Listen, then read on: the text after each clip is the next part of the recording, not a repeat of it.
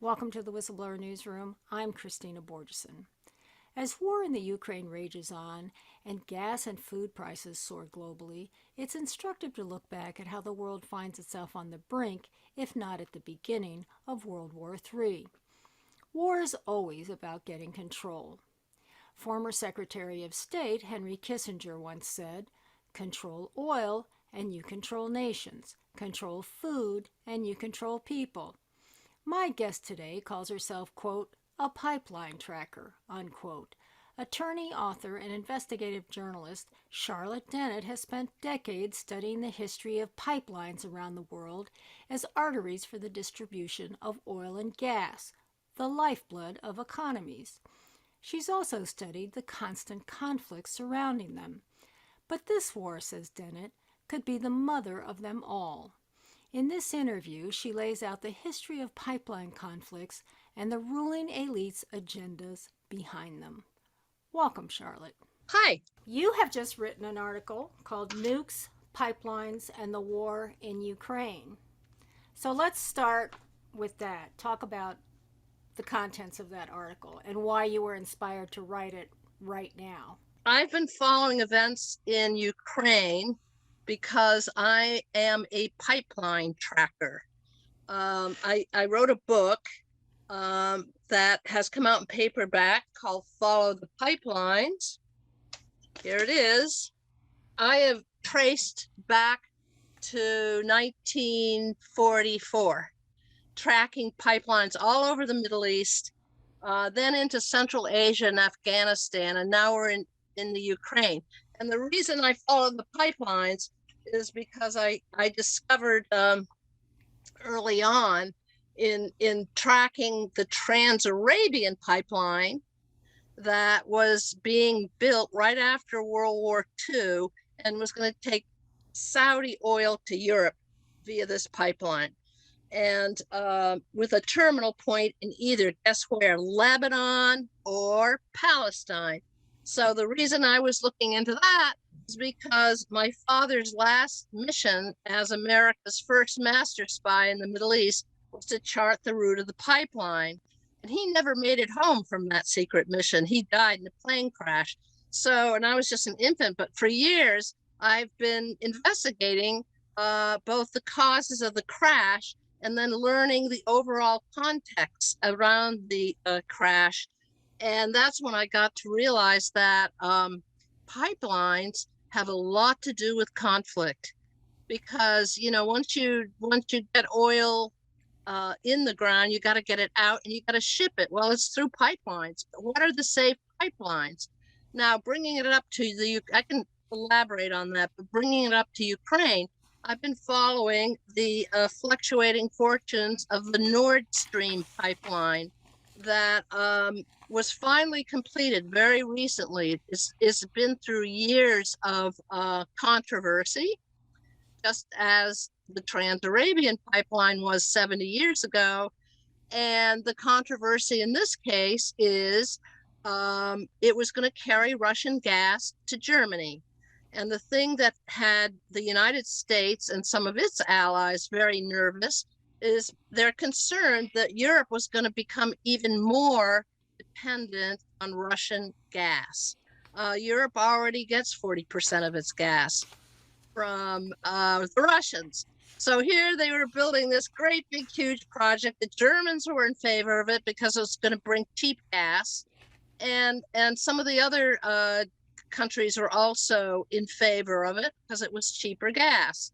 And the U.S. consistently tried to stop it, levying sanctions on it, on the people that financed it and constructed And it. who financed and constructed it? It's owned by the Russians, but it's actually partly financed by some European companies, and I think Shell Oil actually, and yeah, companies. Shell was had a big involvement in it, and So it even recently, sanctioned an American oil company? what they did is they didn't sanction Shell; they pressured them to drop it. Who do you think brought the pressure to bear on Shell? I mean, It would be the Biden administration. Well, and NATO. They okay. bought pressure. They pressured Germany was the last holdout because Germany has closed up all its nuclear reactors, so they needed alternative sources of energy.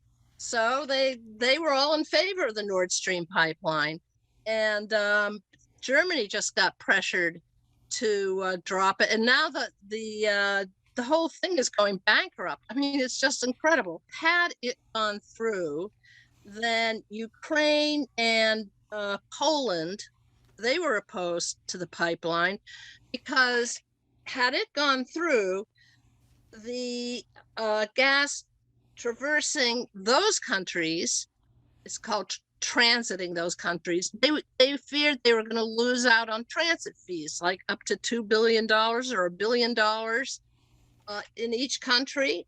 So a Well, lot of wait it a comes. second. If the pipeline is transiting their territory, wouldn't they actually get that money? Well, they were worried that they would not get as much or get it because the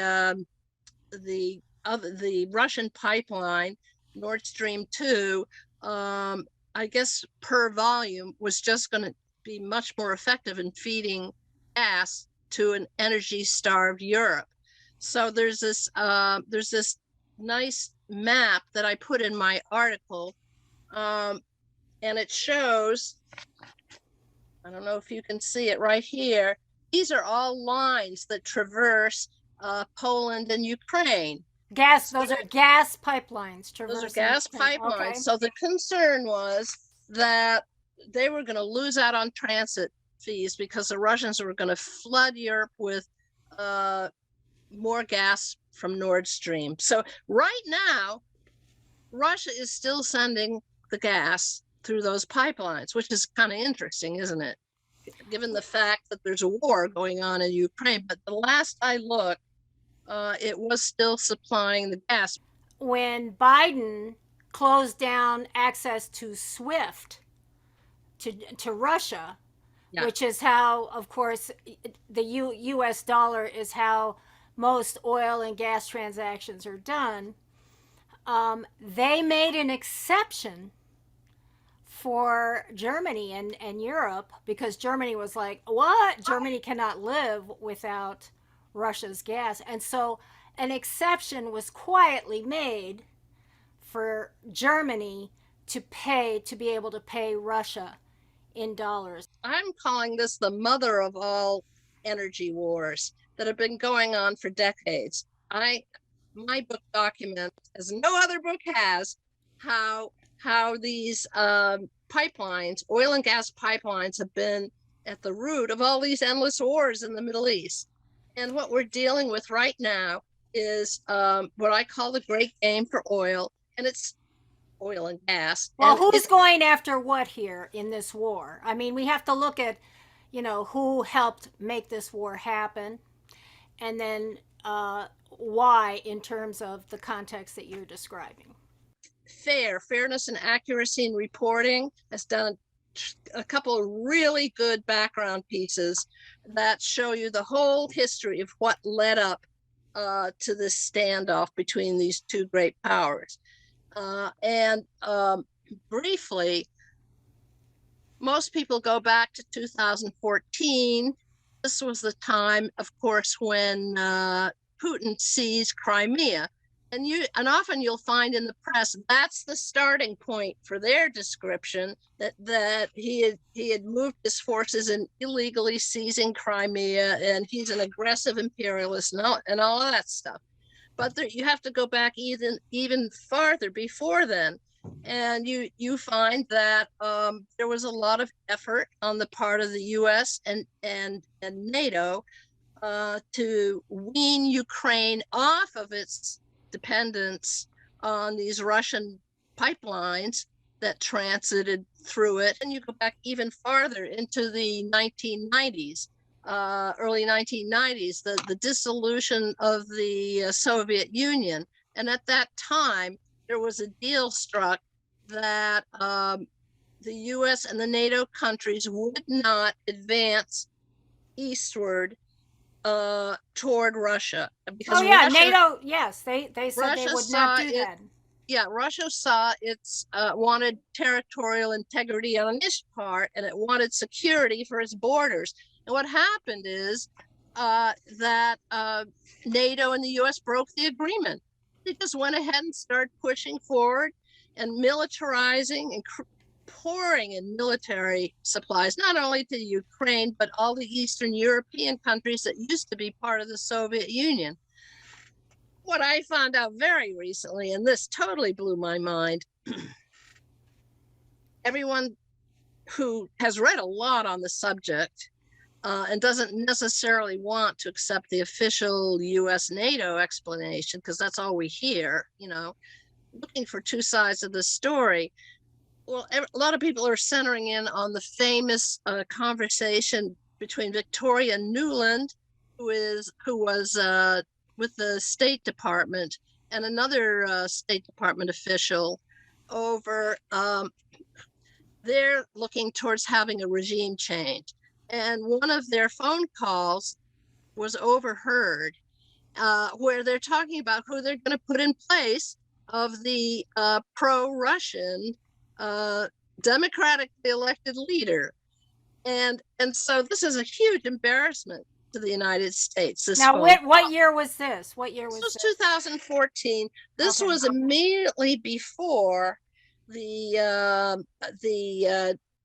regime change. It's called Maidan, Maidan rebellion against the pro-Soviet ruler. And they were instrumental in bringing on this coup. Now, the fact of the matter is that doesn't get talked about very much, very seldom in the Western press. But what I was saying, what this really blew my mind recently, do you know who Victoria Nuland is? Yeah, right now she's she works for Biden. Yeah. Right. Yeah. Yeah. I forget what her title is. Yes. She's a neocon. Yeah. Her husband is Robert Kovac, one of the creators of the PNAC, the Project for a New American Century, that was concocted by the neocons before George W. Bush even got into power. And what was the New American Century? It was American domination over Europe, Eurasia, Middle East. Full spectrum dominance of the globe, basically. Oh yeah, you could call it that. Yeah. So I had not realized. So here again is a sort of wedding of neocon and neoliberal cold warriors, and hence what it has brought us to is this incredibly dangerous war in Ukraine. And as I write in my piece, it's very dangerous because of all the nuclear power plants that exist in Ukraine. And two of them in particular, one way up in the north, that's Chernobyl, which we all know about what happened to Chernobyl. And the fact that the Russians had moved in troops to protect it, but in the American press, initially it was Russian troops attacked it. And then the same thing with the big power plant in the south, whose name I cannot pronounce, but it's on the map in my article. And it's the largest nuclear power plant in Europe. I think it's got 6 reactors in it. The biggest plants in the United States have 3 reactors. Yeah, but Charlotte, you don't think that Russia would be dumb enough to try and blow that up? I mean, that would be like blowing themselves up, It's like, when you say, oh, they're going to bomb the nuclear plants. And I keep thinking to myself, if they do that, they might as well, shove that bomb right in their left ear, because the wind is going to blow and it's going to affect them too. And in fact, I think I wrote in my piece, why would they do that and just incur more outrage on the part of the world community? Apart from that, I mean, some people would say they don't care because they're already getting outraged in the world. But the fact is, what I found out is that the reason for having that firefight outside of the huge plant it wasn't aimed directly at the plant. It hit an administrative building, and it allowed the Russians to come in and secure the plant.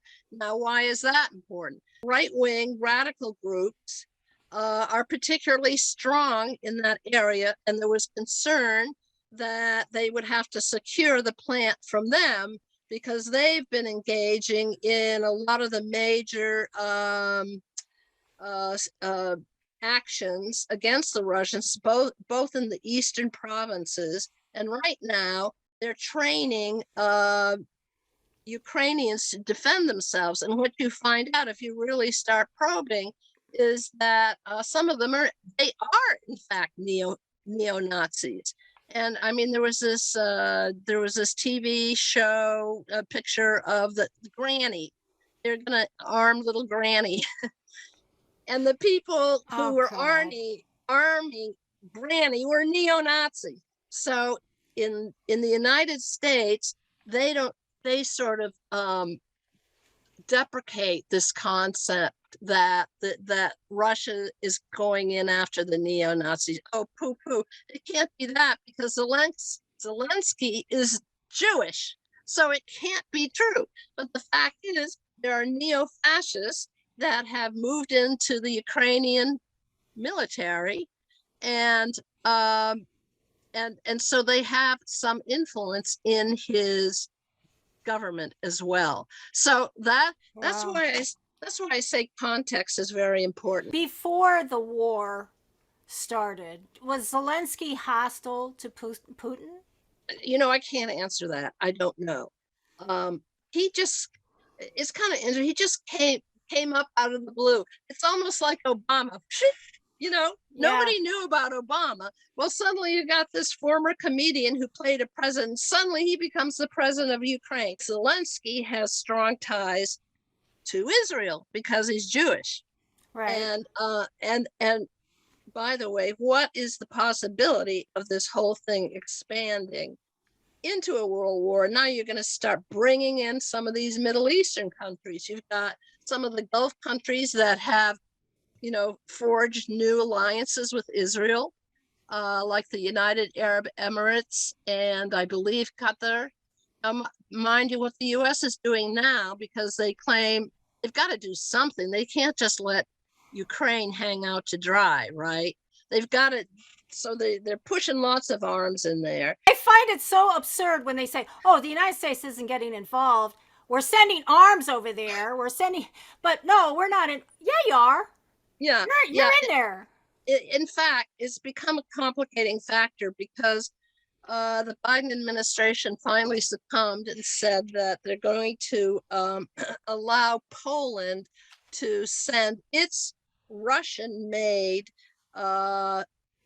fighter planes into Ukraine. So they finally have some fighter planes. But the problem is that suddenly the U.S. has reneged on that. And the reason is because, you know, Poland's getting a little nervous here. Like, well, what if Biden says that's an act of war? Then they're going to come after us. You know, it's just such a hideous story of Yeah. taking advantage of the Ukrainian people. All these people making these decisions, like the NATO trying to surround Russia, you know, NATO's leaders trying to surround Russia, uh, and you know all these other countries that supported this activity, all the countries collectively. You know, they make these decisions from their comfy offices and everything, but not one of them has their own physical butt on the line when the clashes start. And I wish people would think more about that. Yeah, I really do. I really think that if you are part of the decision making process that kills people, kills innocent civilians, you know what? You get your butt over there to that war zone and, you know, you get involved the way you're asking people to put their lives on the line. It's just, I know this sounds like it's coming out of a, you know, an angry, unrealistic person. I know That's how not this how I type I you. know how this sounds, but I really do think that if you're going to make these decisions, but they don't. Of course, they're way up here. And here's the other thing about this conflict that I'm noticing. Because this Russia-Ukraine conflict, besides the fact that it's inching wider and wider, Poland now getting involved and so Yeah. on, and the United States is involved, um, here right now, as we speak, everybody's going, oh, those poor Ukrainians and this and that. And it is horrific. It's grotesque, the murder of these people. Yeah. Um, but, gas here, $7 a gallon Yeah. in LA. Over here, it's inching up to $5 a gallon. Food prices are already off the charts. They're going to go even further off the charts. So this war is affecting everybody globally. And that brings to mind a quote of Henry Kissinger's that I recently became aware of, where he said, who controls energy controls nations. Well, that's a great quote. I haven't even got that one. You got to send it to me. And who controls food controls the people. So now you have a conflict way out here that's controlling the energy and food here and everywhere else. It's finally all come home. That's the way I look at it. In the past, these wars between superpowers, the great game, as I call it, were hidden. We're largely hidden from view, which is one reason why I wrote my book. I wanted to blow the whole thing wide open, show maps of the competing powers, and but this is unavoidable Yeah, because but you I know mean, if what? you're going to fight over Ukraine, then it's all about natural gas and big power competition. And I mean, yeah, many people say that Putin is a despot. I think we need to look at what changes came over Putin over the years. I even read a piece in the Times that said just a year ago there was, you could get CNN in Russia. You could get some of the major networks. They would allow that. And then as soon as this Ukraine crisis happened, it was like psh, total censorship. It puts a leader between a rock and a hard place when you're in the sights of the U.S. I'll give you an example. I'll give you an example that I know very closely, and that is Ali Sid of Haiti when he came Mm-hmm. to power. He was obviously a populist. He wanted to change laws so that people, the Haitian people would have more services, and they would get, their wages. He wanted to bring the wages up and so on and so forth. And as a member of the former member of the morally repugnant elite, I mean, I don't have Yeah. those resources anymore, but, I was with a guy that I grew up with. He was a major scion of one of the biggest, if not the biggest, families down there, Mm-hmm. industrialists. And he was buying arms, and he was working to get Ali Cid out of power. No doubt about it. The Yeah. elite of Haiti with the American embassy were very much a part of getting. And what happened to Ali Cid? The minute you corner somebody like that, Ali Cid became vicious, you know? Yeah. And then they would, and so the press would use that, oh, he's vicious as that. But no, and of course, they tried to assassinate him and they finally got rid of him. But it's a whole process. So if you're cornering somebody, Putin Putin Oh, Putin's a he's cornered. and they've been working towards it, and he's been seeing this. And let's be clear, Russia is like one of the world's biggest energy stations. They have oil, they have gas, they're one of the biggest producers of coal. And the other thing is they're one of the biggest producers of wheat, Yeah. So is Ukraine. followed by Ukraine. Yeah. So this war, if you take a even higher overview, this war is going to put a lot of people, he who controls people, is going to put a lot of people in trouble for food as well. So Yes. if there is if there are overlords beyond the political leaders, okay, who would want to control the globe, this is a perfect little entryway, I feel. Well, the thing that caught me, going back to when I said the neoconservatives, is that this woman Noland, who pulled off the coup that got rid of the Russian ruler in Ukraine, corrupt as he may have been, he was elected. She worked for Dick Cheney. Oh, that's not Okay, surprising. well, it just blew my mind because her virtues are being extolled by liberals. Oh, this woman knows a lot about Ukraine. And it got me wondering, you Yeah. know, here's the other part. The new American ambassador to Poland, guess who that is? Who? The son of Zbigniew Brzezinski, Oh, who's the now whole that's interesting. the whole guy that charted this whole new American century to establish. The whole new American century thing, though, is just a step into the globalist, the one world thing. Okay. So I think if you want to look at who the overlords of the people that we're talking about here, Biden and so on and so forth, I think you have to look at the Davos group and those people. And the World Economic Forum are working together for this great reset. But for the great reset to occur, first of all, the financial system has to be decimated so that it can be replaced with another system. Mm-hmm. Okay. Yeah, well, I Because get that. there's a brilliant French economist named Charles Gave, and he says an economy is just transformed energy.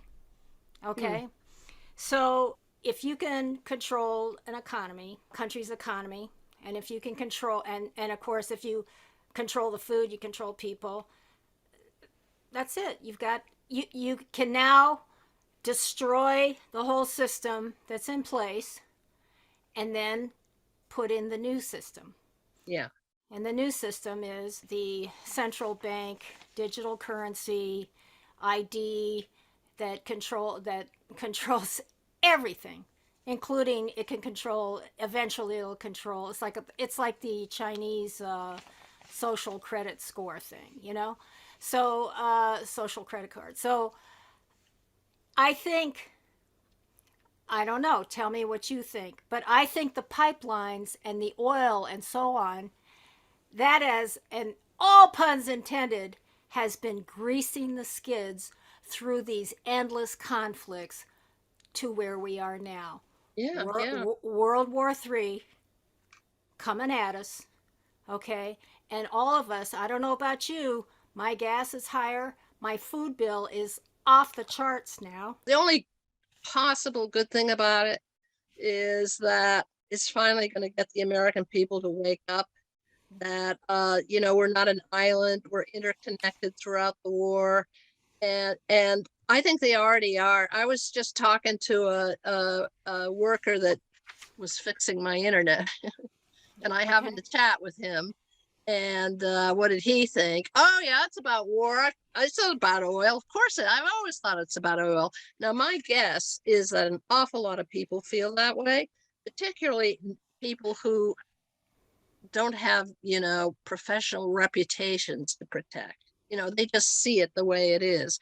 The one thing that is still not fully explained, which I chose to explain in my book, is that it's not just about controlling resources, gas that heats our industrials and gets into our cars. It is still the fuel of war. This is fundamental. It is the reason why. Yes, but why do you have wars? You have wars to control resources and control economies. It's totally connected. Like I was just reading up on the fact that India was going to benefit from the construction of the Turkmenistan, Afghanistan, Pakistan, India pipeline. It was nicknamed TAPI. Yes. And in my book, I show that this was a major contributing factor to the war in Afghanistan. I got some good quotes from State Department people, one of them in particular, who said, this way, with the U.S. In there, in Afghanistan, the energy was going to flow south. And the people who were going to protect that pipeline were the Taliban, because they were the fiercest warriors among warlords. And that had been the idea originally, before the U.S. invaded Afghanistan. They were courting the Taliban. Bush brought them down to his Texas White House. Then it went sour. It went sour because the U.S. 9/11 happened, and the U.S. insisted that Taliban turn over Osama bin Laden, and they refused because they said, "Show us the proof that he was involved, and we'll turn him Well, over." they didn't refuse. They said, "We'll be happy to if you show us the proof that he was involved." Yeah, that's a better way of very doing it. important point. Yeah. And the U.S. wouldn't do it. So the U.S. decided to go in and smash the Taliban. But I just updated myself on the TAPI pipeline, and it turns out that India, one of the end recipients of the pipeline, still wanted it to go through. And that was the hope. Once the U.S. got out, the Taliban would take over, and maybe they would control the pipeline. There were meetings with the Taliban in Turkmenistan, but they were worried because there was a lot of unrest and a lot of insecurity for the pipeline route. Enter the military. The whole point of a lot of these huge military infusions is to protect the pipeline route. And I show the maps. There's a map on You mean Afghanistan. enter the U.S. military to protect the TAPI pipeline? Yeah. And so it's oh my God, it's just incredible. I even take it back to World War I. In I believe it was 1911, Winston Churchill, who was First Lord of the Admiralty, realized he had to convert the fuel for the British fleet from coal to oil, because oil was just more efficient and it was cheaper and it made them go faster. So in doing so, he said, we are going to have to fight on a world of troubles. They were going to have to fight to get oil because they didn't have any. What was their first target? Iraq, the oil of Iraq, which was called a first-class war aim during World War I. And they succeeded in conquering Iraq. Then the question becomes, okay, you got the oil, but Iraq is landlocked. How are you going to ship it out? Well, they decided that the best route would be a pipeline run from Kirkuk, Iraq, to a terminal point on the Mediterranean Sea that just happened to be Palestine. Now, enter 1917 and the Balfour Declaration, which is always looked to as the original accepting British foreign policy statement of a Jewish national home in Palestine. They recognize that there should be a Jewish national home in Palestine. Well, then you have to ask, was this because Lord Balfour, the foreign secretary, who was freaking out about British needs for oil? Well, and that's Lord Balfour. Wasn't it a Rothschild who made this whole thing happen? Yeah, the Balfour Declaration was simply a letter written by the British foreign minister to Lord Walter de Rothschild, who is a huge zealot of petroleum. It's one of the biggest families of oil in there. And I was able to find a declassified document. It's the Israelis are finally getting to get some declassified documents, and it shows that one of the great benefits is that there would be a terminal in Palestine, and it would be protected by European Jews, who they trusted more than they did those brown-skinned Muslims. So that gives a security, a national security component. Hence the And formation of Israel. there you go. And oftentimes when I mention some of these links, and there'll be Jews in the audience, and they'll come up to me afterwards and they'll say, scales dropping from their eyes. They never realized it. Why? Because it's been censored for decades, and it's finally now just coming out. And so I would like to say one thing: we're all horrified. If we survive this insane war, possibly there will be enough of a uprising worldwide to say enough of this. The people who are responsible for this, they have to finally be touchable. And that's that's the thing that has to happen. And also they have to be identified. And the smaller fish, the Bidens of the world, Macrons, Merkels, they're the middle management. I want to get to another point to discuss how this thing could unfold given certain things. Russia, when they cut off Russia from SWIFT, these tough sanctions, we're going to cut Russia off from SWIFT. What people don't realize is that Russia only has like 40% of its reserves in dollars, of its trading reserves in dollars. The rest it has in Chinese yuan and Japanese yen, and then apparently 20% in gold. This is according to this economist, Gave. He also says that Russia has no internal or external debt. He says, so they're prepared for this war. They can do this war for 2 years without selling a thing to any nation whatsoever. But meanwhile, of course, they're selling oil, gas and oil to the Chinese. Yeah, and okay? China's a factor. Right now, he's being allowed through the SWIFT to sell gas to the Europeans.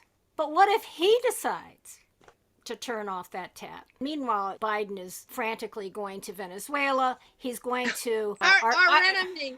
Our enemy. Yes, of course. Meanwhile, Saudi Arabia is like, oh yeah, we'll keep the price. Okay, if you help us do our dirty deeds in Yemen. I mean, it's gotten crazy. But here, Russia could hold out for 2 years. He said Europe, without the Russian gas, Europe in 2 months, it's done. That's interesting. On the other hand, their calculation is that Putin, that the impact of their sanctions on the Russian people are going to finally do Putin. Now, again, there's another side of that. What I just told you. Well, that's the economic factor. Yeah, but that is the economic factor. Well, so, I mean, if your economy isn't altogether decimated, if you have other alternatives for bringing money into the country, then those sanctions, they can only sanction so much. I'm looking at this thing and I'm thinking, Americans, you better be thinking about not only how this war is directly murdering all these people in Ukraine. There's a slow kill coming at you too. With these high prices, food prices, gas prices, whatever. That's coming for you too. So you better look to your Mr. Biden, and he's just the middleman, okay, I think, for the bigger forces. You better start doing your research to figure out what's what and what's really going on, because this is coming for all of us. And I hate to sound so, but I'm terrified, really. I'm terrified. The news today was that Chernobyl is leaking radiation. I don't know if that's true. Listen to what you just said. Yeah. People are desperate to know what's going on, and there's no way CNN, ABC, CBS are going to give you even the truth of what's going on the ground, the entire truth of what's going on the ground, and they'll give you no historic context whatsoever. So you might as well not even watch it, because it's not going to help you. It's not going to tell you what's really going on. No, I agree entirely. And I think now is the time for alternative media to really flourish because, I mean, truth is always the first casualty of war. They lie on both sides. And so you got to look for the really genuine truth seekers. And, you know, you got to figure out how you can determine who's telling the truth. And how do you do that, Charlotte? Well, it's difficult, frankly. I mean, there should be sort of seminars on it. But like I say, I found that fairness and accuracy in reporting has done a pretty decent job. And by the way, they come up with an analysis that is sort of akin to ours, but they cite the mainstream media in some cases because you can pick out facts from the New York Times. I mean, they'll give you some facts. You got to check them. We as journalists have to cross-check our facts all the time. And by the way, let's not go too easily on Putin because, you know, Oh no, what he's turned Russia into, it's really tragic.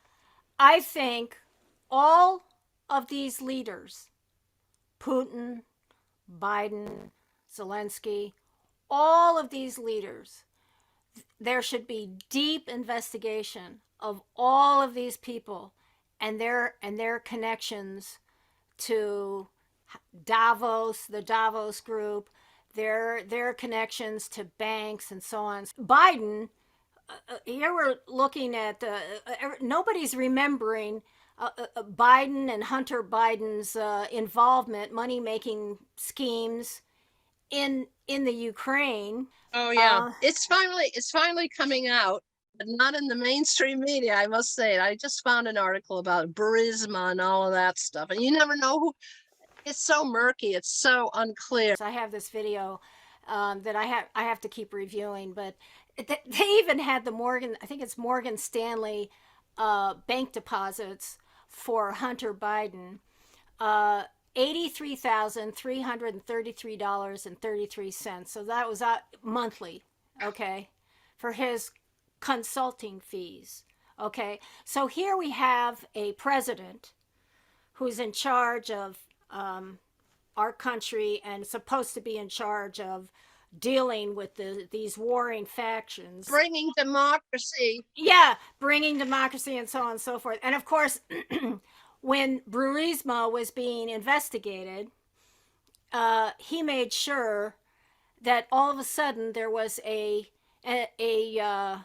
review, an official review of the investigation unit there, because apparently there was so much corruption. But basically what they did was they weeded out all these people and put in people who would protect all the dirty work. Okay, this is Biden, and he cares so much about the Ukrainian people, and this is terrible. And I'm just thinking to myself, I don't buy it. I'm not buying it. You've ripped off the Ukrainian people, you and your son, through these various, and allegedly, okay, let me just put allegedly there. Yes, But you must do that. yes, it's very cynical. It's very cynical, and people need to look beyond what you're actually seeing on your TV screens. You have to look at these leaders. Who are they? What have they done in the past? I think it's time that you add an extra layer to your pipeline investigation, and that layer is the investigation of the elite. I look at the elites. I'm an author of a book on the Rockefellers, if you recall, and also in my Follow the Pipelines, I show that one of the chief architects is Zbigniew Brzezinski, who was national security advisor under Jimmy Carter. But more importantly, he was the chief associate of David Rockefeller, the big banker of Chase Manhattan. That's something that very rarely comes up, but that's who he was. And he goes on to write a book called The Grand Chessboard. So he understands the great game. He understands what has to be done.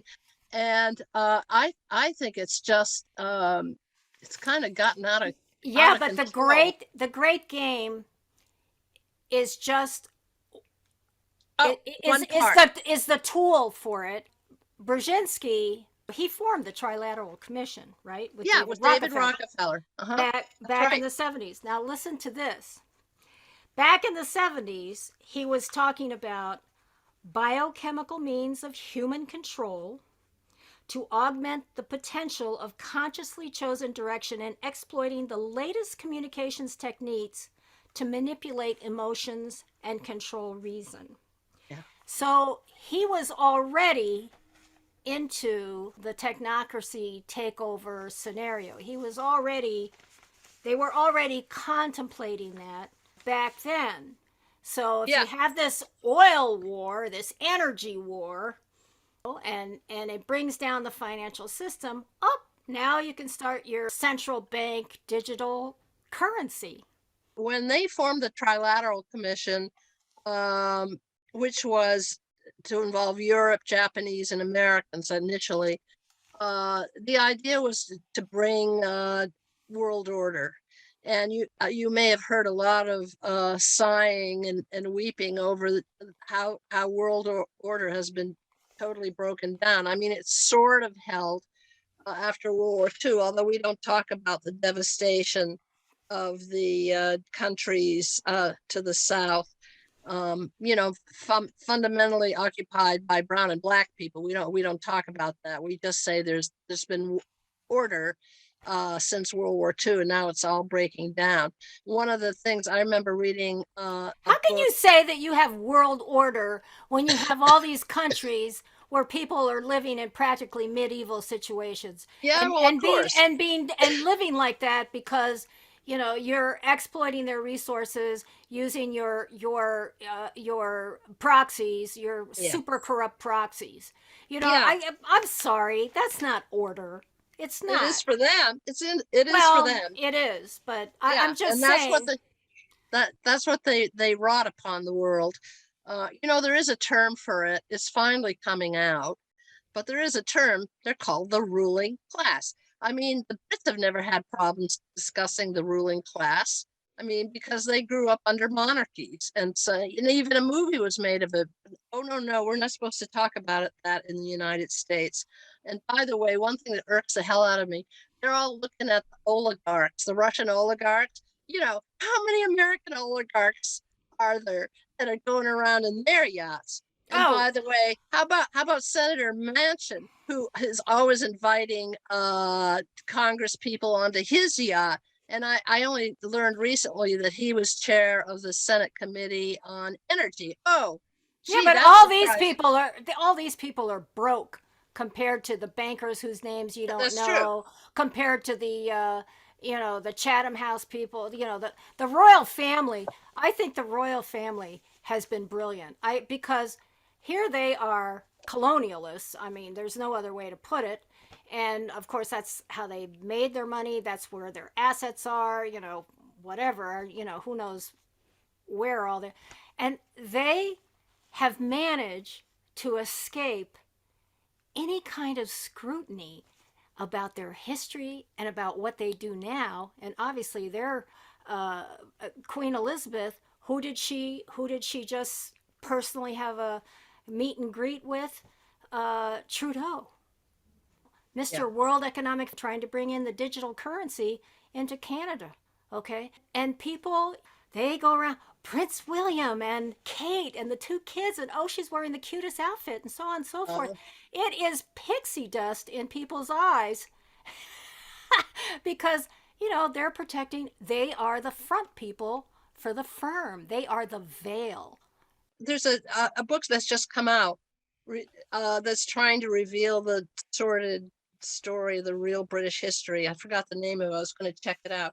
But speaking of Trudeau, I found a very interesting quote. Canadian Prime Minister Justin Trudeau was surprisingly blunt when he characterized the West's efforts to circumvent Russia's role as, quote, a significant source of natural gas and oil for European partners. And one of the things that we were doing, he says, over the past number of weeks is ensuring that there are alternatives to Russia. not just to make sure that our friends and allies in Europe continue to be able to function their economies and support their people, but to make sure that Putin no longer draws sustenance for his economy. So to me, the game plan is to bring down Putin. I considered him in my book a very sophisticated player of the great game who beat out the Americans time and again. But this may have been his downfall, that they set a trap for him, and it's going to be his undoing. And Well, what was he going to do with all those with all that NATO military hardware right there on his doorstep? One of the writers here said, like, say if somebody was going to go, like, you're an American, right? But this foreign power keeps pushing on your territory and keeps militarizing. How are you going to feel about it? Well, look, how did the U.S. feel about Cuba Russia putting missiles in Cuba? Yeah, yeah. So, that almost led to nuclear war. Here's a hopeful thought, that because this war has shown how dependent we are on fossil fuels, and it's bringing us to near destruction, if not a third world war, if not a nuclear catastrophe, then will it not wake people up further to the need for alternative energy sources? I don't know. This is a big test. There was a guy who came out with a car that ran on water. Yeah. Okay, he separated, I guess, the hydrogen from the oxygen, and that didn't see the light of day. And yeah. I don't think he did too well either. He fared too well either. I try to be optimistic. Maybe I'm naive. I try and figure out what I'm dealing with first. Yeah. I want to know what I'm dealing with. I keep coming back to this idea because I was a student of the Renaissance, got my master's degree in Italy in art history. Yeah. And my thesis was about a Medici who turned the whole Florence into actually something that would exalt his power, but through art and architecture. But at any rate, one thing about the Renaissance is that it grew out of the Black Plague. That is the black, and I would see, when I was there, I would see a fresco I never forgot in one of the churches that showed the horrors of the Black Plague and its impact on society in Italy. And it really stuck in my mind. And then I read that what happened is that it was so horrific that it forced people to rethink the society they were living in, which at that time was very much controlled by the church, religion, and you see this moving away from religious representation into more naturalist, scientific representation. They understood the perspective, and they showed average people, and there was this great flourishing of culture. And I'm kind of hoping that's what's going to come out of this. I can't, I think I might just be so depressed if it were to become what you're saying it might become. I'm trying to point out culprits is what I'm trying to do. I'm trying to say, here's a culprit. Here's the culprit. Yeah. Well, all these Davos people, they're culprits. I just wish that there was more investigation, scrutiny. Yeah, it's hard though. Of these elites.